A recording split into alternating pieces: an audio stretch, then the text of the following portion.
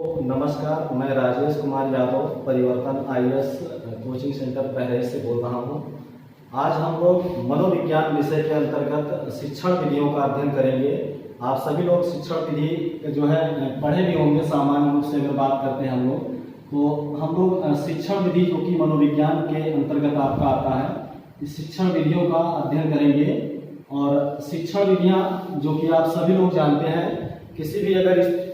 भी अगर इस तरह एग्जाम की अगर बात की जाती है, जैसे अगर एग्जाम की इसमें बात की जाए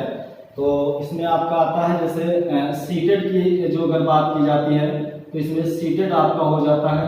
टेट की अगर बात की जाती है तो टेट जो आपका एग्जाम होता है। इसके साथ साथ अगर नेट की बात की जाती है तो नेट का भी एक महत्वपूर्ण टॉपिक माना जाता है। और इसके साथ में अगर आप बीटीसी कर रहे हैं या फिर आप बीएड कर रहे हैं, तो इन सभी विषयों में या इन सभी कोर्सों में एक ऐसा मनोविज्ञान का टॉपिक है जिसकी मात्रा आप काफी मात्रा में इन कोर्सों में देखने को पाएंगे। तो उसी विषय के अंतर्गत हम लोग एक टॉपिक है जिस विषय को हम लोग शिक्षण विधियों के नाम से जानते हैं, और आज हम लोग इसी विषय का अध्ययन करेंगे और ये देखने की कोशिश करेंगे कि जो इसका मेथड है वो किस प्रकार का होता है। और एक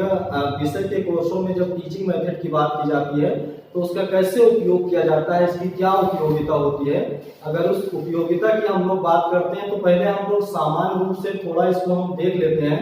कि इसके बारे में किस किस तरह की विचारधाराएं जो मनोवैज्ञानिकों के द्वारा या शिक्षाविदों के द्वारा बताई गई है। तो हम लोग पहले उसको सामान्य रूप से देख लेते हैं, फिर हम एक करके ये जो टॉपिक है आपका उस टॉपिक को क्लियर करेंगे। तो सबसे पहले अगर हम बात करते हैं, ये आपका दो प्रकार का टाइप होता है, जिसमें एक आपका शिक्षण होता है और दूसरी आपकी विधियां होती हैं। अगर हम पहले लोग शिक्षण के बारे में बात करते हैं कि शिक्षण आखिर है क्या, तो शिक्षण के बारे में बताया जाता है कि शिक्षण एक सामाजिक प्रक्रिया है। अगर बात की जाए तो शिक्षण एक सामाजिक प्रक्रिया है। अब इस विचारधारा से आप काफी ज्यादा सोच सकते हैं या कल्पना कर सकते हैं कि शिक्षण जो आपका है वो एक सामाजिक प्रक्रिया है। और इस प्रक्रिया में हम लोग, इसका सीधा सा मतलब ये हो जाता है, अगर हम इसको लोग समझने की कोशिश करें तो सामाजिक प्रक्रिया का मतलब यहाँ पर ये हो जाता है कि शिक्षण पर भी समाज या फिर संस्कृति की बात करते हैं या फिर देश की बात अगर करते हैं या व्यक्ति की बात करते हैं, तो समय के अनुकूल शिक्षण की जो प्रक्रिया होती है, इस प्रक्रिया में परिवर्तन होता है। और इसी परिवर्तन को हम विशेष रूप से टीचिंग में प्रयोग या इसका उपयोग करते हैं, जिसके द्वारा जो वर्तमान की आवश्यकताएं होती हैं और वर्तमान की जो विशेषताएं होती हैं, उन विशेषताओं को इन टीचिंग मेथड के द्वारा पूरा करने की हम लोग कोशिश करते हैं। अगर हम लोग देखते हैं इसमें कि शिक्षण एक सामाजिक प्रक्रिया है, तो इसमें सामाजिक प्रक्रिया का मतलब ये जो परिवर्तन होता है समाजिक में, उसी उद्देश्यों को पूर्ति करने के लिए हम लोग इस प्रक्रिया को अपनाते हैं। और इस प्रक्रिया में अगर परिवर्तन की बात की जाती है तो परिवर्तन के बारे में आप लोगों ने पढ़ा होगा कि एक वैज्ञानिक थे जिनका नाम था केचनर एक वैज्ञानिक थे जिन्होंने बताया था परिवर्तन आपका होता है, वो परिवर्तन मुख्य रूप से 3 बिंदुओं पर आधारित होता है। 3 बिंदुओं पर आधारित होता है। 3 बिंदुओं पर आधारित होता है। यहाँ पे 3 बिंदुओं की अगर हम लोग बात करते हैं तो 3 बिंदु क्या क्या होते हैं, तो उसमें बताया जाता है कि एक तो आपकी वस्तु होती है, और दूसरे की अगर हम लोग बात करते हैं तो समय होता है, और तीसरे की अगर हम लोग बात करते हैं तो भिन्नता होती है। कहने का हमारा मतलब यह है कि किसी भी, चाहे इसको हम व्यक्ति के रूप में ले लें, चाहे इसको हम वस्तु के रूप में ले लें,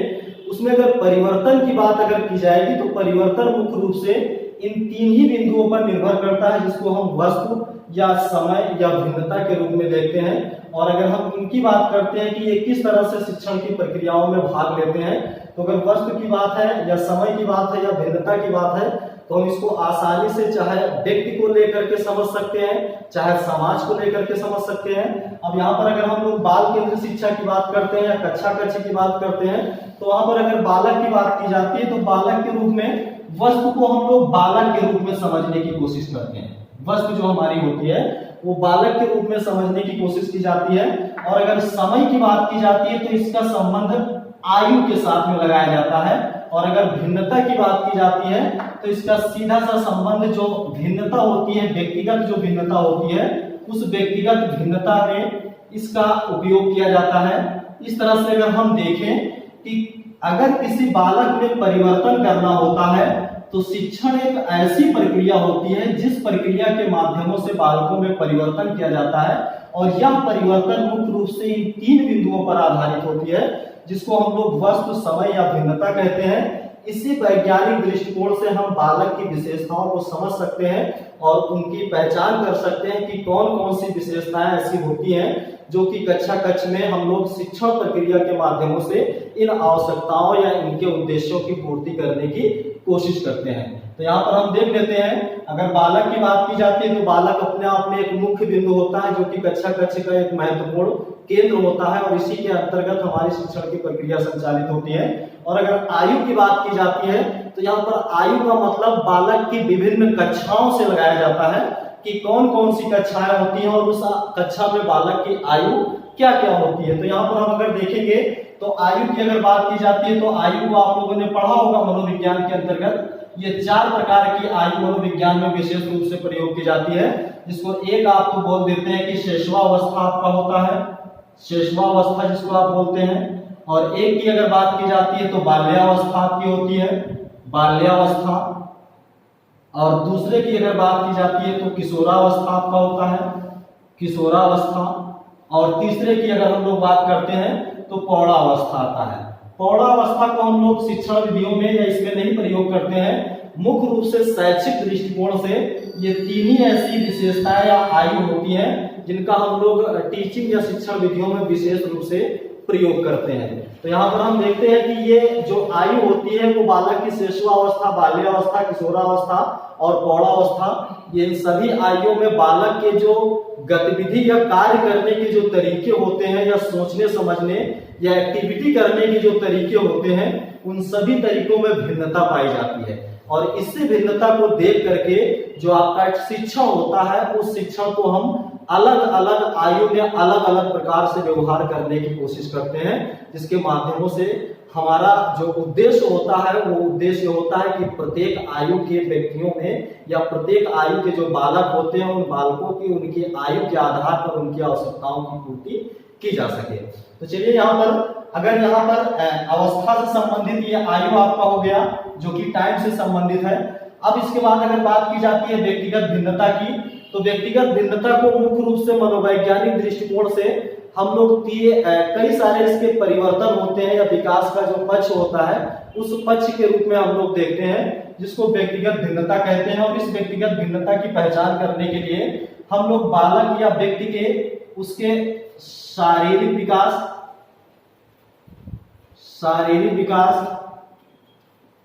मानसिक विकास या फिर संवेगात्मक विकास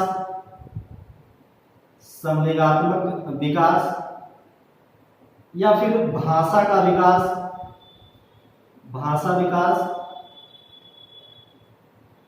या फिर नैतिक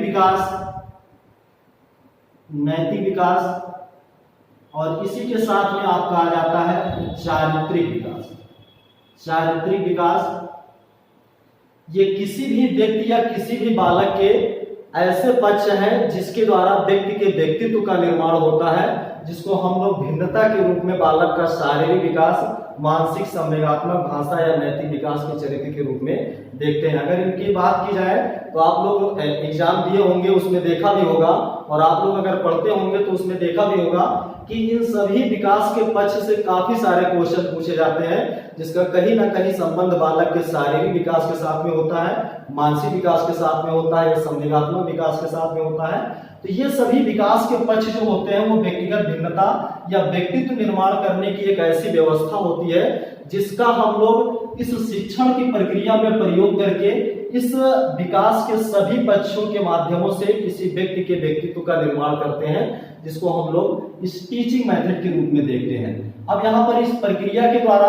हमको इस बात की जानकारी मिली कि प्रक्रिया के माध्यमों से परिवर्तन होता है, और परिवर्तन जो होता है वो मुख्य रूप से इन 3 बिंदुओं पर निर्भर करता है, और ये 3 बिंदु मुख्य रूप से बालक की इन व्यवस्थाओं पर आधारित होता है जिसके अभाव में हम व्यक्ति के व्यक्तित्व की कल्पना भी नहीं कर सकते हैं। तो यहाँ पर अगर हम इन सभी तत्वों की बात करें तो इसी दृष्टिकोण के आधार पर शिक्षा को कई तरीकों से परिभाषित किया गया है, कई तरीके से इनकी विचारधाराओं को अपनाया गया है, और उन्हीं विचारधाराओं को हम लोग अपना करके कक्षा कक्ष की जो उद्देश्य होते हैं या हमारे जो पाठ्यक्रम के उद्देश्य होते हैं उन उद्देश्यों की पूर्ति करने की कोशिश करते हैं। और इन्हीं कोशिशों को अगर ध्यान में रख करके हम लोग बात करें तो यहाँ पर शिक्षण की ये प्रकृति होती है कि शिक्षण एक प्रकार की प्रक्रिया होती है। ये सभी आप लोगों ने पढ़ा होगा कि शिक्षण एक प्रक्रिया होती है, और प्रक्रिया की अगर हम बात करते हैं तो प्रक्रिया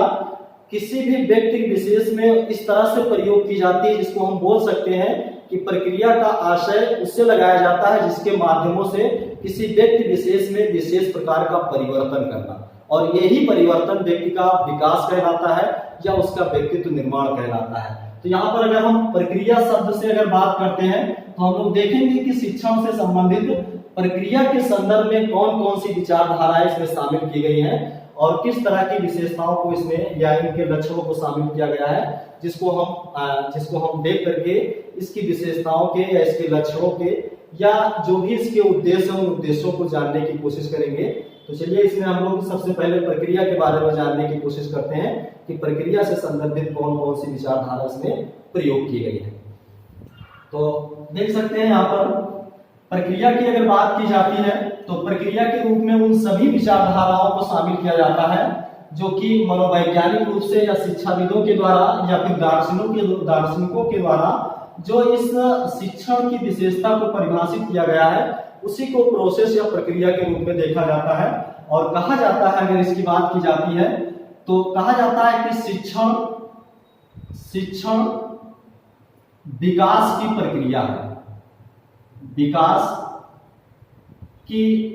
प्रक्रिया है।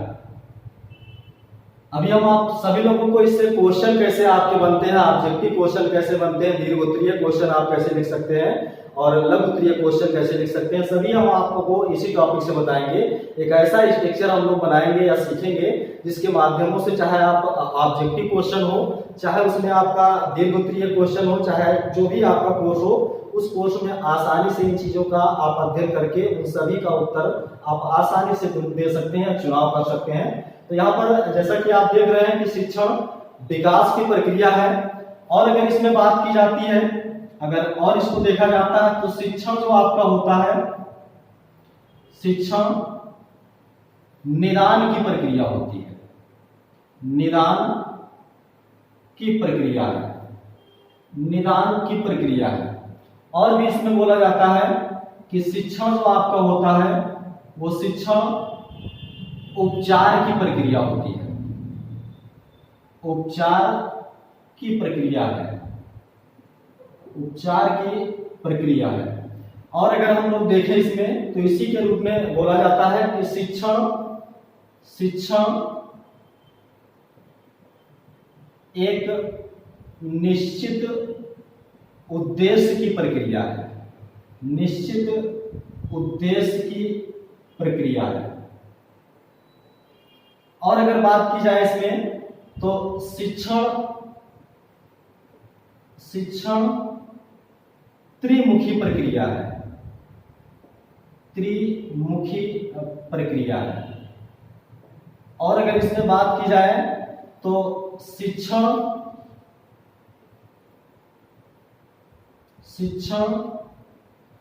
सा उद्देश्य की प्रक्रिया है, उद्देश्य की प्रक्रिया है। और अगर बात की जाए इसमें तो इसी में आपका आता है शिक्षण परिवर्तन की प्रक्रिया है, शिक्षण परिवर्तन की प्रक्रिया है। ये सभी विचारधाराएं हैं शिक्षण के संदर्भ में जो अलग अलग मनोवैज्ञानिकों के द्वारा इसको परिभाषित किया गया है। तो उन्हीं में से कुछ मुख्य बिंदुएं हैं जिनको हम इस पॉइंट के रूप में देख सकते हैं कि शिक्षण आखिर है क्या, शिक्षण के प्रति हमारा दृष्टिकोण क्या है, शिक्षण के प्रति हमारी मानसिकता क्या है। तो इन सभी चीजों को अगर कवर करना है तो इन बिंदुओं के माध्यमों से आसानी से कवर किया जा सकता है, जिसमें शिक्षण एक विकास की प्रक्रिया मानी जाती है, निदान की प्रक्रिया होती है, उपचार की प्रक्रिया होती है, निश्चित उद्देश्य की प्रक्रिया होती है, त्रिमुखी प्रक्रिया होती है, सउद्देश्य की प्रक्रिया होती है और परिवर्तन की प्रक्रिया के रूप में इसको लगाया जाता है। अब यहाँ पर अगर इन बिंदुओं के माध्यमों से हम लोग समझने की कोशिश करें कि ये किस तरह से शिक्षण की विशेषताओं को प्रभावित करते हैं और इनके माध्यमों से शिक्षण को हम लोग किस तरह से प्रयोग कर सकते हैं, तो यहाँ पर जैसे कि बताया गया है कि शिक्षण विकास की प्रक्रिया है, तो विकास का सीधा सा मतलब हो जाता है कि यहाँ पर परिवर्तन आपका होता है और जहां पर परिवर्तन होता है वहीं पर विकास होता है। और परिवर्तन का संदर्भ बालक की आयु के साथ में लगाया जाता है और आयु को हम 4 अवस्थाओं में पढ़ते हैं, इसलिए कहा जाता है कि शिक्षण जो हमारी होती है वो प्रत्येक आयु में परिवर्तन करने का एक उपयुक्त माध्यम होता है, जिसके माध्यमों से हम लोग प्रत्येक अवस्था के बालकों की जो उद्देश्य होते हैं उन उद्देश्यों की पूर्ति करने की कोशिश करते हैं। और शिक्षण निदान की प्रक्रिया है, तो हम सभी लोग जानते हैं कि शिक्षण एक ऐसी व्यवस्था होती है जहां पर बालक और अध्यापक के बीच में क्रिया प्रतिक्रिया होती है। इसी क्रिया प्रतिक्रिया के माध्यमों से अध्यापक बालक की उन सभी समस्याओं का निदान करता है जो कि बालक के सीखने में उत्पन्न होती है। और यहाँ पर बाल मनोविज्ञान का एक अध्यापक के लिए विशेष आवश्यकता होती है, जिसके माध्यमों से वो बालक की उन सभी विशेषताओं की जानकारी प्राप्त करता है, जिसका वो कक्षा कक्ष में उन्हीं विशेषताओं के आधार पर उनका निदान करने की कोशिश करता है। तो कहने का मतलब यह है कि अगर कहीं पर शिक्षण का प्रयोग किया जा रहा है तो वहां पर एक अध्यापक बालक के उन सभी कमजोरियों का पता लगाता है, जिसको हम लोग शिक्षण के इस निदान की प्रक्रिया के रूप में देखते हैं। और इसी के संदर्भ में कहा जाता है कि शिक्षण एक निदान की प्रक्रिया मानी जाती है। और अगर दूसरे की बात की जाती है तो शिक्षण उपचार की प्रक्रिया है। तो उपचार की यहाँ पर अगर बात होती है तो उपचार का सीधा सा मतलब हो जाता है कि इसी के माध्यमों से बालकों को नए तत्वों, नए वस्तुओं और नई विचारधाराओं का ज्ञान कराया जाता है। उसके लिए विशेष रूप से यही एक ऐसा माध्यम होता है जिसके द्वारा हम लोग बालकों को नई नई जानकारी प्रदान करते हैं। और इस तरह से कहा जाता है कि शिक्षण जो होता है वो एक उपचार की प्रक्रिया होती है। और अगर हम बात करते हैं कि शिक्षण एक निश्चित उद्देश्य की प्रक्रिया है, तो आप सभी लोग पढ़े होंगे या सभी लोग जितने लोग भी बीएड या बीटीसी किए होंगे, आप लोग सभी लोग टीचिंग किए होंगे, तो वहां पर टीचिंग में आप लोग पाठ योजना का प्रयोग किए होंगे। और पाठ योजना में आप लोगों ने देखा होगा कि कक्षा कक्ष के अंदर आने से पहले आप लोग पाठ योजना का निर्माण करते हैं, जो पाठ योजना पहले ही आपको बता देता है कि कक्षा कक्ष में आपके क्या क्या उद्देश्य है और आपको कौन कौन सी गतिविधि यहाँ पर करनी होती है। तो इस तरह से जहां पर शिक्षण का आयोजन होता है तो शिक्षण का आयोजन करने से पहले एक अध्यापक कक्षा कक्ष के अंदर जाने से पहले वो कक्षा कक्ष के बाहर ही उन सभी उद्देश्यों और निश्चित तत्वों का प्रयोग करता है या एक प्रारूप तैयार करता है, जिसके द्वारा वो कक्षा कक्ष में उन सभी उद्देश्यों की पूर्ति कर सके। इसलिए कहा जाता है कि शिक्षण जो हमारा होता है वो एक निश्चित उद्देश्य की प्रक्रिया मानी जाती है। अब यहाँ पर तीसरा पॉइंट जो आपका आता है, जिसको हम लोग बोलते हैं कि शिक्षण एक त्रिमुखी प्रक्रिया होती है। इस त्रिमुखी प्रक्रिया में मुख्य रूप से 3 बिंदुओं का विशेष स्थान होता है, जहां पर एक आपका बालक होता है जिसको हम लोग बालक बोलते हैं, दूसरा हमारा शिक्षक होता है जिसको हम लोग शिक्षक कहते हैं, और तीसरे की अगर हम लोग बात करते हैं तो यहाँ पर तीसरा हमारा पाठ्यक्रम होता है। पाठ्यक्रम होता है। अब यहाँ पर हमको देखना यह है कि शिक्षण की प्रक्रिया में इसको जो त्रिमुखी प्रक्रिया के रूप में बताया गया है, तो इस प्रक्रिया में इन 3 बिंदुओं का क्या स्थान होता है। तो आप समझ सकते हैं कि शिक्षण की प्रक्रिया में बालक, पाठ्यक्रम और शिक्षक ये ऐसे बिंदु होते हैं जिनके अभाव में हम शिक्षण की कल्पना ही नहीं कर सकते हैं। या यूं कह सकते हैं कि जो हमारा शिक्षण होता है उस शिक्षण में अगर इन तीनों में से एक ही भी बिंदु को अगर निकाल दिया जाए तो हमारा ना ही अधिगम प्रभावशाली हो सकता है और ना ही हमारा शिक्षण प्रभावशाली हो सकता है। तो इसलिए कहा जाता है सामान्य रूप से कि शिक्षण एक त्रिमुखी प्रक्रिया होती है और इस प्रक्रिया में 3 बिंदु आपके महत्वपूर्ण भूमिका निभाते हैं। इसको हम लोग आगे पढ़ेंगे। इसका विशेष उपयोगिता होता है। इसको पूछा जाता है क्वेश्चन में चर के रूप में कि कौन सा स्वतंत्र चर होता है, कौन सा आश्रित चर होता है, कौन सा मध्यस्थ चर होता है। उन सभी चरों का यहाँ पर बात की जाती है और ये सभी चर एक दूसरे को प्रभावित करते हैं, इसलिए इन दोनों को प्रक्रिया के रूप में देखा जाता है कि शिक्षण एक त्रिमुखी प्रक्रिया होती है। अब यहाँ पर स्व उद्देश्य की अगर बात की जाती है तो इसका सीधा सा मतलब हो जाता है कि इसमें उद्देश्य पहले से ही निर्धारित कर दिए जाते हैं। जैसे कि आप लोगों ने पढ़ा होगा, अगर टीचिंग की बात की जाती है, शिक्षण की बात की जाती है, तो इसका सीधा सा संबंध हो जाता है औपचारिक शिक्षा से। और औपचारिक शिक्षा जो आपकी होती है वो समय सारणी के आधार पर जिस प्रकार की शिक्षा प्रदान की जाती है उस शिक्षा को हम लोग औपचारिक शिक्षा के नाम से जानते हैं। तो इसका सीधा सा मतलब हो जाता है कि यहाँ पर जो शिक्षण आपका होता है वो शिक्षण एक औपचारिक प्रक्रिया होती है जिसका पहले से ही उद्देश्य निर्धारित करके इसमें गतिविधि एक्टिविटी कराने पर बल दिया जाता है। तो ये एक प्रकार का शिक्षण का स्व उद्देश्य की प्रक्रिया के रूप में देखा जाता है। और यहाँ पर अगर बात की जाती है कि शिक्षण परिवर्तन की प्रक्रिया होती है, तो आप देखे होंगे कि शिक्षण परिवर्तन की अगर बात की जाती है तो शिक्षण ही एक ऐसी विशेषता होती है जो प्रत्येक काल में शिक्षण के बारे में जो विचारधारा आई है वो विचारधारा बिल्कुल आपकी अलग अलग होती है। कहीं पर अध्यापक केंद्रित शिक्षण की बात की जाती है, तो कहीं पर बाल केंद्रित शिक्षण की बात की जाती है, तो कहीं पर समाज केंद्रित शिक्षण की बात की जाती है। वो सभी शिक्षण की जो व्यवस्थाएं होती है वो परिवर्तन के इसी प्रक्रिया या प्रोसेस पर आधारित होती है, जिसको हम लोग शिक्षण के परिवर्तन की प्रक्रिया के रूप में आसानी से देख सकते हैं या इसको कह सकते हैं। और अगर बात की जाए इसमें और आपका आता है, जैसे अगर बात की जाए कि ये शिक्षण जो हमारा होता है वो एक तार्किक प्रक्रिया होती है। शिक्षण जो है वो एक तार्किक प्रक्रिया है।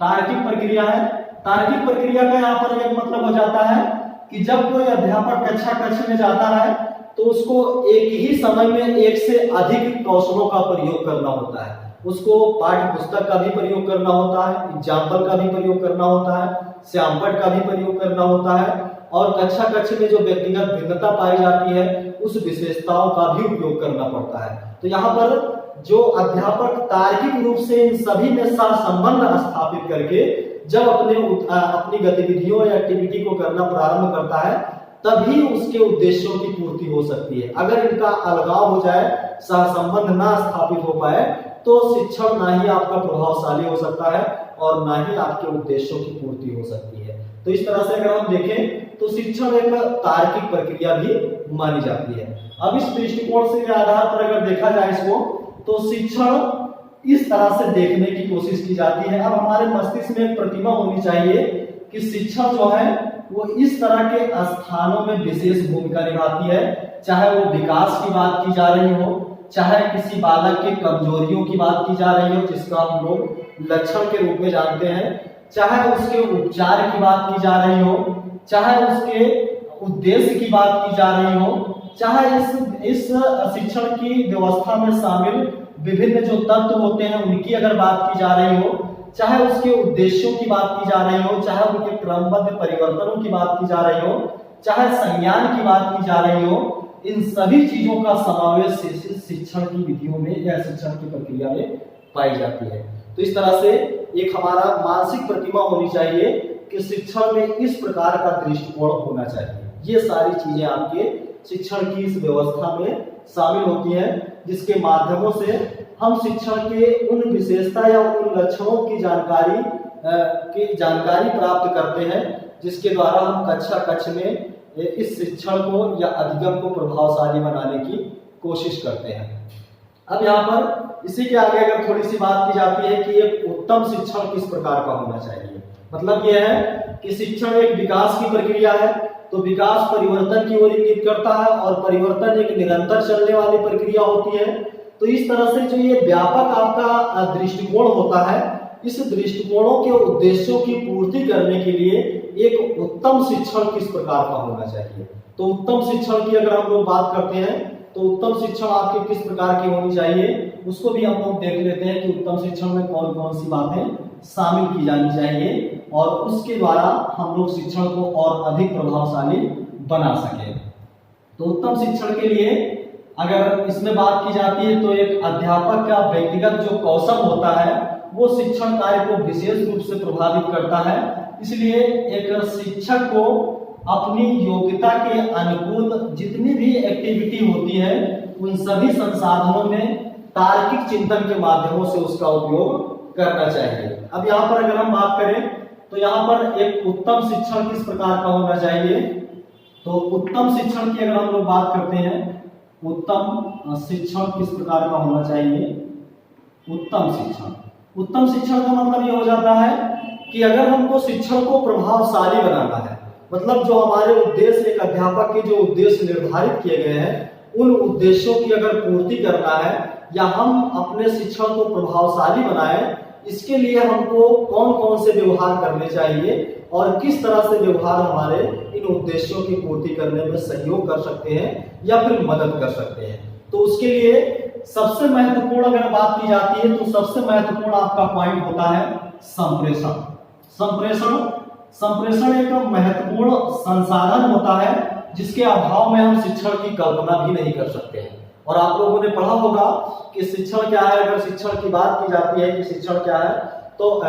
शिक्षण नहीं, संप्रेषण क्या है। और संप्रेषण की अगर हम लोग बात करते हैं तो संप्रेषण एक ऐसा संसाधन होता है जिसके माध्यम से या ऐसा साधन होता है जिसके माध्यमों से हम लोग जो अधिगम होता है, जिसको हम लोग अधिगम बोलते हैं या फिर जिसको हम लोग शिक्षण बोलते हैं या फिर इसी को हम लोग संज्ञान के रूप में भी कह सकते हैं कि जो हमारा संज्ञान होता है, जानकारी होती है, वो संप्रेषण के अभाव में इसकी कल्पना नहीं की जा सकती है। मतलब यह है शिक्षण को आप लोग जो है इसको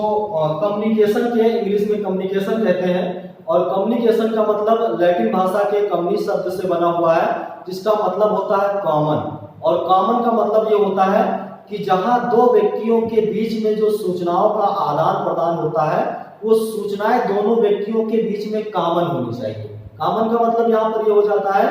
कि जैसे कि हम लोग मनोविज्ञान पढ़ रहे हैं, अगर ये मनोविज्ञान आपकी आवश्यकताओं की पूर्ति नहीं कर रहा है, आपके उद्देश्यों की पूर्ति नहीं कर पा रहा है या फिर आपकी उपयोगिता में ये शामिल नहीं है, तो फिर हम दोनों के बीच में जो क्रिया प्रतिक्रिया होगी या विचारों का आदान प्रदान होगा वो सुचारू नहीं हो सकता है, ना ही वो उपयोगी हो सकता है। तो इसके लिए अगर इसमें बात की जाती है कि संप्रेषण जो हमारा होता है वो संप्रेषण दो व्यक्तियों के बीच में होने वाला एक कॉमन जो भाव एवं विचारों को व्यक्त करने का एक साधन होता है जिसके द्वारा हम लोग अधिक शिक्षण की प्रक्रियाओं के उद्देश्यों की पूर्ति करते हैं। अब इसी के आगे एक उत्तम शिक्षण में और क्या क्या होनी चाहिए, तो उत्तम शिक्षण में और क्या क्या चीजें रखी जाती हैं, तो इसमें छात्र की क्रियाशीलता। दूसरा अगर बात की जाती है छात्र जो हमारा होता है या जो बालक होता है उसकी क्रियाशीलता की अगर हम लोग बात करते हैं तो इसका मतलब हो जाता है कि अगर कक्ष में अनुशासन स्थापित करना है तो इसके लिए हमको मुख्य रूप से कक्ष में क्रियाशीलता जैसे वातावरणों का निर्माण करना पड़ेगा, तभी एक बालक में आत्म अनुशासन स्थापित हो पाएगा और बालक लगातार एक्टिविटी में भाग लेगा जिसके द्वारा हमारे विद्यालय या कक्ष का जो अनुशासन है वो अनुशासन आपका बना रहेगा। और अगर हम छात्र की क्रियाशीलता अगर एक्टिविटी को अगर कक्ष में उपस्थित करना है तो व्यक्तिगत भिन्नताओं का भी इसमें ध्यान रखना पड़ता है कि कौन सा बालक किस गति में सीख रहा है, उसकी व्यक्तिगत योग्यता क्या होती है, उसकी आयु क्या होती है। उसी आयु के अंतर्गत अगर हम कक्ष में एनवायरनमेंट का निर्माण करते हैं तो उसी एनवायरनमेंट के माध्यमों से हम लोग जो है कक्ष में विशेष रूप से उनके उद्देश्यों की पूर्ति कर सकते हैं। और अगर हम लोग बात करते हैं इसमें तीसरा पॉइंट की एक उत्तम शिक्षण के लिए क्या होना चाहिए, तो उत्तम शिक्षण में प्रेम एवं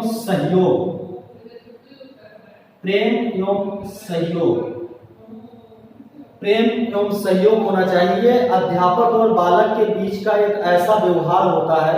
जिसके माध्यमों से कक्ष में बालक और अध्यापक के बीच में क्रिया प्रतिक्रिया की जाती है और इस व्यवहार के माध्यमों से आत्म अभिव्यक्ति करने के जो सिस्टम होते हैं या आत्म अभिव्यक्ति करने के जैसे उद्देश्य होते हैं उस तरह के एनवायरनमेंटों का निर्माण होता है जिसके माध्यमों से आप अपने शिक्षण कार्य को और अधिक प्रभावशाली बना सकते हैं। और इसी के माध्यमों से जो शिक्षण आपका होता है उस शिक्षण को आप उत्तम बना सकते हैं और जिसके माध्यमों से शिक्षण के उद्देश्यों की पूर्ति कर सकते हैं। और अगर इसमें बात की जाती है तो इसमें चौथा जो आपका पॉइंट होता है व्यक्तिगत भिन्नता। व्यक्तिगत भिन्नता, इसमें एक अध्यापक को शिक्षण करते समय व्यक्तिगत भिन्नताओं का भी विशेष ध्यान रखना चाहिए, क्योंकि अभी आप इसके आगे जब पढ़ेंगे तो वहां पर आप लोगों को मिलेगा ये सारी चीजें कि व्यक्तिगत भिन्नता का कक्षा कक्ष में क्या उपयोग है। तो आप लोग देखेंगे वहां पर कि जो शिक्षण या टीचिंग मेथड जो आपका होता है उसमें दो टाइप के आपके सिस्टम देखने को पाए जाते हैं, जिसको हम लोग एक व्यक्तिगत विधियों के नाम से भी जानते हैं और एक हमारा जो होता है जिसको हम लोग सामूहिक विधियों के नाम से जानते हैं। तो यहाँ पर जिस तरह का सिलेबस होता है या जिस प्रकार का पाठ्यक्रम होता है या जिस प्रकार का कक्षा कक्ष का एनवायरनमेंट होता है वहां पर हम लोग उसी प्रकार की व्यक्तिगत विधियों का प्रयोग करते हैं और इसके माध्यमों से हम लोग टीचिंग के उद्देश्यों की पूर्ति करने की कोशिश करते हैं। तो यहाँ पर एक अध्यापक को व्यक्तिगत भिन्नता का भी विशेष ध्यान रखना होता है कि एक कक्षा कक्ष में जो व्यक्तिगत भिन्नता है वो किस टाइप की है और व्यक्तिगत भिन्नता के जो एनवायरनमेंट है इन एनवायरनमेंटों की पूर्ति किस तरह से की जा सकती है, तो उसको हम लोग व्यक्तिगत भिन्नता कहते हैं। और ये शिक्षा, ये जो व्यक्तिगत भिन्नता होती है ये आपके बाल केंद्रित शिक्षा पर आधारित होती है, जिसको हम लोग प्रगतिशील शिक्षा के नाम से भी जानते हैं, जहां पर हम लोग यहाँ पर प्रगतिशील के माध्यमों से व्यक्तिगत भिन्नता के जो उद्देश्य होते हैं उन उद्देश्यों की पूर्ति कर सकते हैं। इसके बाद अगर बात हम लोग करते हैं तो यहाँ पर आपका आ जाता है छात्र एवं शिक्षक का सहयोग। छात्र शिक्षक का सहयोग, छात्र शिक्षक का सहयोग ये एक महत्वपूर्ण बिंदु होता है किसी अध्यापक के लिए। अगर टीचिंग को उत्तम बनाना है या इसको प्रभावशाली बनाना है तो इसके लिए एक अध्यापक और बालक के बीच में सहयोग की भावना होनी चाहिए। जैसा कि आप लोग पढ़े भी होंगे, प्रोवेल की जो शिक्षा आपकी होती है, चाहे आप लोग रूसो की बात करें, चाहे आप आदर्शवाद में, चाहे प्लेटो की बात करें, उसमें एक अध्यापक और बालक के बीच में जो क्रिया प्रतिक्रिया होती है उस क्रिया प्रतिक्रिया में शिक्षक को सहयोग के रूप में बात की जाती है। जैसे कि बताया भी गया है, किंडरगार्टन विधि में आप लोगों ने पढ़ा भी होगा, वहां पर देखा होगा कि शिक्षक का स्थान वर्तमान में कक्षा कक्ष में या शिक्षण के क्षेत्र में पर्दे के पीछे बताया गया है। पर्दे का पीछे का मतलब ये होता है कि शिक्षक एक माली के रूप में कार्य करता है, बाकी बालक स्वतंत्र रूप से विकसित होगा।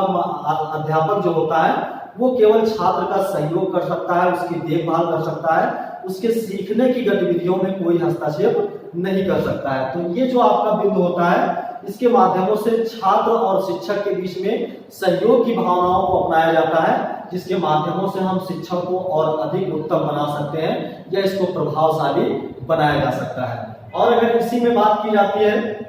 तो यहाँ पर जो आपका होता है छठा,